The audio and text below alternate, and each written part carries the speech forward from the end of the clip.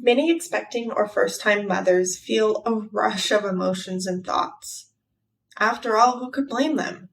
There's a lot to do and plan for as they prepare to welcome a new life into the world. Going over the subject of breastfeeding, on the other hand, does not always make it on the to-do list. PubMed.gov, a biomedical and life sciences publisher with the aim of improving health both globally and personally, conducted a study in 1991 on why women decide to not breastfeed and found that family members had the largest impact on many women who chose not to breastfeed. When it comes to deciding on how to feed, having the right support can make a big difference. The advantages of breastfeeding appear to be limitless, and it's difficult to see why some of the reasons they chose not to are sufficient, especially when they've been enlightened on the accurate information. According to an article published on WebMD and reviewed by Dr. Hansa Bagarva, the Chief Medical Officer at Medscape Education, breast milk has the ideal balance of vitamins, proteins, and fat, all delivered in a form that's easier to digest than infant formula. Now, I'm aware that there are numerous other reasons why people do not choose to breastfeed, and one of the reasons is because of underlying health issues, which is absolutely okay. I'm not here to persuade you to breastfeed, but rather persuade you to prepare and educate yourself to make the best decision you can after learning the benefits and risks. First, let's take a look at some of the problems we're faced when needing to make these decisions. We are all influenced by the world around us in some manner, and some people are more influenced than others. One of them is the decision to breastfeed your child.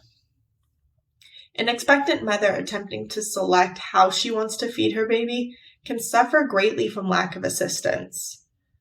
And according to Breastfeeding Tas, a coalition in Tasmania aimed at keeping women informed of all options, women in the following categories are more likely to opt out of breastfeeding: younger women, particularly those under the age of 20, less educated women, women with low income and socioeconomic status, and women from culturally and linguistically diverse background. The decision-making process is also influenced by a lack of knowledge about certain benefits. Breast milk is incredibly advantageous to a newborn from the beginning. Colostrum is a nutrient-rich fluid that is laden with immunological growth and tissue repair components. And that's all listed under the peer-reviewed article, Colostrum and Its Benefits, published on Science Direct. It's a complicated biological fluid that aids in the development of a newborn's immunity. Breastfeeding can also reduce many health risks for mom, including breast and ovarian cancer, rheumatoid arthritis, and lupus, as well as endometriosis, osteoporosis, diabetes, hypertension, and cardiovascular disease, just to name a few, all listed on the Cleveland Clinic in their article, The Benefits of Breastfeeding for Baby and Mom. Now that I've identified a few key problems to start, let's talk about how this could be such an easy fix. Taking on the responsibility of raising and growing a child is a big step. So why not start by learning everything there is to know about feeding, specifically breastfeeding? Consider enrolling in a breastfeeding class. The breastfeeding education has been demonstrated to help mothers breastfeed longer and exclusively, all recommended by the American Academy of Pediatrics and the World Health Organization.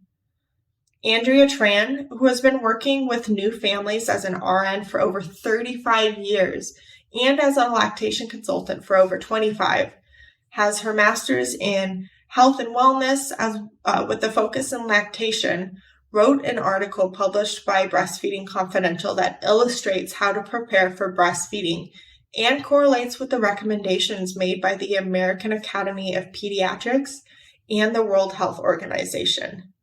One of her main points to prepare is utilizing a lactation consultant that can alleviate some stress, since there are mainly one-on-one sessions with you and baby, and can be more personalized since you have the guidance as you are attempting to feed.